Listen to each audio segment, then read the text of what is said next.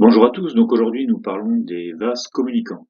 Donc tout d'abord, vous pouvez vous abonner à la chaîne YouTube, ce qui vous permettra de suivre les prochaines vidéos, et vous pouvez retrouver ce cours en version écrite, vous trouverez le lien sous la vidéo. Alors ici, nous retrouvons deux pistons identiques, ils ont chacun une surface de 10 cm², sur lequel est posée deux charges identiques d'une tonne, le tout isolé par une vanne 3. Donc on isole le circuit 1 du circuit 2 par la vanne numéro 3. On a installé deux manots M1 et M2. Le tout est rempli d'huile. On s'aperçoit que la pression M1 est de 100 bars, pression qui est créée par la charge. Donc c'est la relation P égale F sur S. En hydraulique, la pression, c'est la force, donc la charge, une tonne, donc 1000 kg, sur la surface d'appui, donc 10 cm². Donc c'est 1000 kg divisé par 10, ce qui nous fait une pression de 100 bars.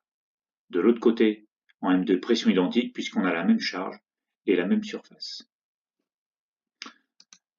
Lorsqu'on ouvre la vanne, les pressions restent identiques. 100 bars en M1, 100 bars en M2. On constate qu'on n'a aucune différence de pression, ici aux bornes de la vanne. Donc différence de pression qu'on nomme delta P. Donc pas d'écoulement d'huile. C'est le principe de la balance. Les charges ne bougent pas. On referme la vanne, et là on rajoute une charge de 500 kg sur le piston 1, ce qui nous fait automatiquement monter la pression, puisque la pression c'est l'image de la force. Donc on monte à 150 bars en M1. En M2, étant donné que la vanne est fermée, on a toujours 100 bars qui sont créés par la charge d'une tonne.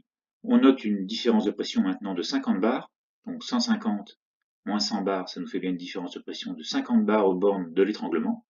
Lorsqu'on va ouvrir la vanne 3, un débit prend naissance. Le piston 1 va descendre et le piston 2 va monter. Pendant le mouvement, on observe que la pression en M1 reste à 150 bars et la pression en M2 reste à 100 bars. Ce n'est pas la pression qui déplace les charges, c'est le débit passant par l'étranglement. Donc la pression en hydraulique, c'est l'image de la force et le débit est l'image de la vitesse. Donc si on veut faire bouger les pistons un petit peu plus vite, on ouvre la vanne 3 un peu plus. Si on veut ralentir le mouvement, on va venir fermer un peu plus la vanne. Quoi qu'il en soit, les répressions vont rester identiques. 150 bars en M1, 100 bars en M2 en négligeant le frottement des joints et pendant le mouvement. Lorsque les vérins arrivent en butée, donc le vérin 2 arrive en butée ici, le vérin 1 comprime toujours l'huile puisqu'il n'est pas au fond, il n'est pas le piston n'est pas au fût. On observe qu'on aura 150 bars en M1 et 150 bars en M2. Plus de différence de pression, donc plus de mouvement d'huile, plus de débit, donc plus de mouvement de charge. Donc voilà, donc c'est fini pour aujourd'hui. Vous pouvez retrouver mes autres prestations, formations, conseils, expertise, en allant visiter le site internet. N'hésitez pas à poser vos questions et je vous retrouve prochainement pour de nouvelles vidéos.